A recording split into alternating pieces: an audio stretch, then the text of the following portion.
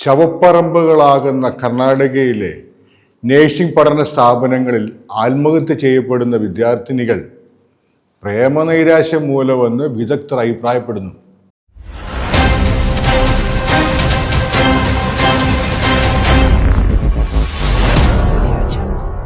നമസ്കാരം, ഞാൻ M K Thomas.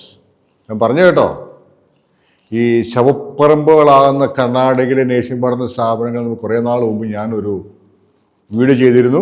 നിങ്ങൾക്കറിയാം, കർണാടകയിലെ ചിക്ബാനാർ എന്ന സ്ഥലത്ത് പ്രവർത്തിക്കുന്ന കുപ്രസിദ്ധമായ ഒരു നേഴ്സിംഗ് കോളേജാണ് ധനവന്തരി കോളേജ് ഓഫ് നേഴ്സിംഗ്. ഈ കോമ്പൗണ്ടിൽ 3-4 നേഴ്സിംഗ് കോളേജുകളും കുറേ നേഴ്സിംഗ് സ്കൂളും ഒക്കെ നിയമവിരുദ്ധമായിട്ടൊക്കെയാണ് പ്രവർത്തിക്കുന്നത്. നമ്മൾ ഒരുപാട് കാര്യങ്ങൾ വായിച്ചതാണ്. അവിടെ കഴിഞ്ഞ വർഷം തന്നെ എത്രയോ എണ്ണം വിദ്യാർത്ഥികൾ ആത്മഹത്യ ചെയ്തു. ആ ആത്മഹത്യ ചെയ്ത നിരവധി, അതായത് വളരെ വലിയ കാലതാമസമൊന്നും അടുത്തടുത്താണ് വിദ്യാർത്ഥിനികൾ ആത്മഹത്യ ചെയ്തത്. ഇത് സംബന്ധിച്ച് അന്വേഷണം വേണം എന്നാവശ്യപ്പെട്ടുകൊണ്ട് രക്ഷിതാക്കളും മരണപ്പെട്ട വിദ്യാർത്ഥി രക്ഷിതാക്കളൊക്കെ പ്രധാനമന്ത്രിയെ കണ്ടതൊക്കെ ആയിട്ട് നിങ്ങൾ അറിഞ്ഞല്ലോ. അവിടെ അഡ്മിഷൻ എടുക്കണമെന്ന് ഏജന്റ് ഇവരെ ഈ രക്ഷിതാക്കളെ പറഞ്ഞ് പഠിപ്പിക്കുന്ന പാഠങ്ങളാണിത്. ഇതൊന്ന് കേട്ടോളൂ. ഇത് ഇടുക്കിന്നായിരുന്നു വിളിക്കുന്നേ. എന്തായിരുന്നു? ഞങ്ങൾ യൂട്യൂബിന് കണ്ട് വിളിക്കുന്നതായിരുന്നു. ഞങ്ങൾ ഈ ധന്വന്തരി കോളേജിൽ നഴ്സിംഗ് അഡ്മിഷൻ എടുക്കാൻ വേണ്ടിയായിരുന്നു. അവിടെ കുറെ പിള്ളേർ ആത്മഹത്യ ചെയ്തും ചത്തു കെട്ടിയതൊന്നും നിങ്ങൾ അറിഞ്ഞില്ലായിരുന്നു? അതൊക്കെ അറിഞ്ഞായിരുന്നു. പിന്നെ ഓടുന്ന ട്രെയിൻ ആരെയും കൊണ്ട് കൈ കാണിക്കൂ? അല്ല, അവരൊക്കെ പ്രേമനൈരാശ്യം കൊണ്ട് ആത്മഹത്യ ചെയ്ത. ആരാ പറയാ നിങ്ങളോട്? വിളിച്ച ഏജന്റ് ആയിരിക്കും പറഞ്ഞു തന്നല്ലേ? അവിടുത്തെ അതങ്ങനെയാ വരത്തുള്ളൂ. അല്ല, അടുപ്പിച്ച് അത്രയും കുട്ടികൾ എങ്ങനെ അവിടെ മരിക്കുന്നത് എങ്ങനെയാ? ഞാൻ കഴിഞ്ഞ ദിവസം ഇവിടെ ശവപ്പറമ്പിലോട്ട് പിള്ളേരെ വിടരുന്ന ഞാൻ കഴിഞ്ഞ ദിവസം വീഡിയോ, നിങ്ങൾ പറയും വീഡിയോ കാണുന്നുണ്ടെന്ന് പറഞ്ഞ് ചുമ്മാ പറഞ്ഞല്ലേ?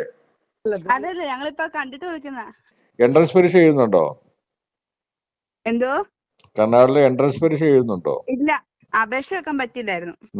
ധനവന്തരി ആ കോമ്പൗണ്ടിൽ തന്നെ 3-4 കോളേജാണ് ഉള്ളത്. ഏത് കോളേജിലാണ് പോകുന്നത് നിങ്ങൾക്ക് അറിയത്തില്ല. അപ്പൊ ഡ്യൂപ്ലിക്കേറ്റും ഉണ്ടല്ലേ? ഒറിജിനൽ ധനവന്തരി, ഡ്യൂപ്ലിക്കേറ്റ് ധനവന്തരി, പിന്നെ ട്രിപ്പിളിക്കേറ്റ് ധനവന്തരി. ആദ്യം നമ്മൾ അന്വേഷിച്ചതിൽ നിന്ന് വ്യത്യസ്തമായിട്ടാണ് പിന്നെ ഏജന്റ് വന്നപ്പം പറയുന്നത് ധന്വന്തരിയുടെ പല ഇതുണ്ട്, അപ്പൊ അതിനകത്ത് ഒറിജിനൽ ആണ് ഇതെന്നും പറഞ്ഞോണ്ടാ നമ്മളോട് പറയുന്നേ. നിങ്ങൾ ആ യൂണിവേഴ്സിറ്റിയോട് ഒന്ന് ചോദിക്കും, വലിയ മുടക്കൊന്നും ഇല്ലല്ലോ. അവിടെ എത്ര അധ്യാപകരുണ്ട്, എവിടെയൊക്കെയാ ക്ലിനിക്കില്? പിള്ളേരെ ചുമ്മാ പഠിപ്പിക്കാൻ വിടുവാണ്. വന്നിട്ട് പഠിച്ചിട്ട് ഇങ്ങോട്ട് വന്നിട്ട് വീട്ടിലെങ്കിലും ഒരാൾക്ക് ഒരു അത്യാഹിതം വരുമ്പോ ഒരു ഫസ്റ്റ് എയ്ഡെങ്കിലും കൊടുക്കാൻ നോക്കണ്ടേ? ആ വന്ന ഏജന്റിനോട് പറയണം, ഒരു ഫയൽ യൂണിവേഴ്സിറ്റി കൊടുത്തിട്ടുണ്ട് ധനവന്തരിയുടെ, അതിന്റെ ഒരു കോപ്പി തരാൻ പറ. എന്നിട്ട് പറയാം അതിനകത്ത് പറഞ്ഞ, അതായത് കുറെ ഡോക്യുമെന്റ് ഈ 2025-26 അംഗീകാരം പുതുക്കുന്നതിന് വേണ്ടി ഈ കോളേജുകാര് ഒരു സെറ്റ് സാധനം യൂണിവേഴ്സിറ്റി കൊടുത്തിട്ടുണ്ട്. അതിന്റെ ഒരു കോപ്പിങ് ആവശ്യപ്പെടാം. എന്നിട്ട് പറ, ഞങ്ങൾ അങ്ങോട്ട് വരുന്നുണ്ട്, ഇതിന്റെ ഈ ബിൽഡിങ്ങും ഇതിന്റെ ഈ ലാബും ഇവിടുത്തെ ഈ അധ്യാപകരെ മുഴുവൻ നേരത്തെ എഴുതി കാണിക്കാൻ പറ. അല്ല, അവരതുകൊണ്ട് പറഞ്ഞേക്കുന്നത് നമ്മളെ എപ്പം വേണേലും കൊണ്ടുപോകുന്ന ഇവര്. ആയിക്കോട്ടെ, കൊണ്ടുപോയിട്ട് കാര്യമില്ലല്ലോ. യൂണിവേഴ്സിറ്റി എന്തെല്ലാം പേരിലാണ് ഇവർക്ക് അംഗീകാരം കൊടുത്തെന്ന് അറിയണ്ടേ? വേണോ? അവിടെ അംഗീകാരമുള്ള യൂണിവേഴ്സിറ്റി അംഗീകരിച്ച അധ്യാപകരാണോ പഠിപ്പിക്കുന്നത് അറിയണ്ടേ?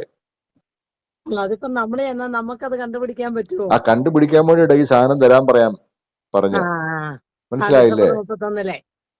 ഡിസംബറിൽ ഞാൻ എപ്പോഴും പറഞ്ഞു, ഒരു പെൻഡ്രൈവിനകത്ത് ഒരു സാധനം കൊടുത്തിട്ടുണ്ട്, അതിന്റെ ഒരു പ്രിന്റ് എടുത്ത്, കുറെ പേപ്പർ ഉണ്ട്, അതിന്റെ പ്രിന്റ് എടുത്ത് ഇങ്ങോട്ട് തരാൻ പറ. അല്ല പിന്നെ എന്നാ വിശ്വാസത്തില്ല പോകുന്നത്? അവിടുത്തെ പ്രിൻസിപ്പലാണ്, വൈസ് പ്രിൻസിപ്പലാണ്, എത്ര MSc കാരുണ്ട്, MSc കാരെല്ലാം കാണിച്ചു തരാൻ പറ. ഇവര് തന്നെയാണോ പഠിപ്പിക്കാൻ വരുന്നത് ചോദിക്കുക? മനസ്സിലായില്ലേ? മനസ്സിലായി. പിന്നെ ഒരു പത്മശ്രീയെ പറ്റി പറയുന്നുണ്ട് അവരെ.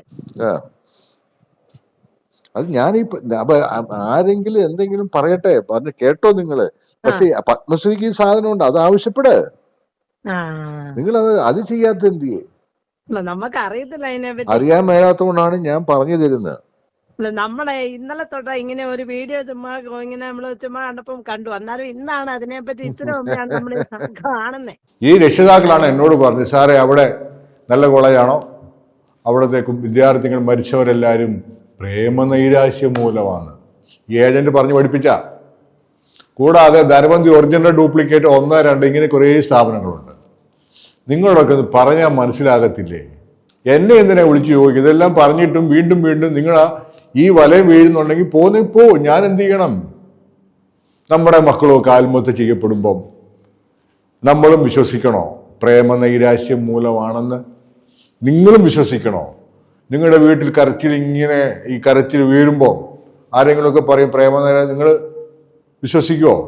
ഇതാണ് സംഭവിച്ചുകൊണ്ടിരിക്കുന്നത്. ഇവർ നിങ്ങളെ വല്ലാണ്ട് വഴിതെറ്റിക്കും.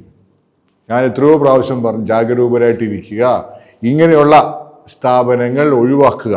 പഠിച്ചില്ലേലും പോകരുത്. ഫ്രീ ആയിട്ട് അഡ്മിഷൻ തരാമെന്ന് പറഞ്ഞാലും പോകരുത്. കുറേ ഏജന്റുമാരുണ്ട്, ഞാൻ നേരത്തെ പറഞ്ഞില്ലേ, എന്തും ചെയ്യും. അമ്മപെങ്ങന്മാരെ കൂട്ടി വരെ കൊടുക്കുവര്. അതിന് മടിയില്ലാത്തവരാണ് ഇങ്ങനെയുള്ള നുണപ്രചരണങ്ങളുമായിട്ട് നിങ്ങളെ സമീപിക്കുന്നത്. നിങ്ങൾ തിരഞ്ഞെടുക്കുക, വേണോ വേണ്ടോ, നിങ്ങൾ വിട്ടു. പക്ഷേ മക്കളുടെ ജീവനൊക്കെ വില ഉണ്ടെങ്കിൽ ഇങ്ങനെയുള്ള കോളേജൊന്നും തിരഞ്ഞെടുക്കരുത്. ഒരുപാട് തട്ടിപ്പും വെട്ടിപ്പും അവിടെ നടന്നുകൊണ്ടിരിക്കുന്നു എന്ന് ഞാൻ പല വീഡിയോയിലും പറഞ്ഞു തന്നിട്ടുണ്ട്, ഇല്ലേ? സൂക്ഷിക്കുക, ജാഗരൂകരായിട്ടിരിക്കുക. അപ്പം ഞാൻ എപ്പോഴും പറയുന്ന പോലെ ആരും വന്ന് കയ്യെ പിടിച്ച് വലിച്ചുകൊണ്ട് സബ്സ്ക്രിപ്ഷൻ എടുക്കണം എന്ന് ഞാൻ ആവശ്യപ്പെടുന്നത്. താല്പര്യമുള്ളവർക്ക് എടുക്കുക. വീഡിയോ ഒക്കെ ഒന്ന് ലൈക്ക് ചെയ്യുക, ഷെയർ ചെയ്യുക, കമൻ്റൊക്കെ പറയുക. പുതിയ അപ്ഡേറ്റ്സുമായിട്ട് വീണ്ടും വരാം. നന്ദി, നമസ്കാരം.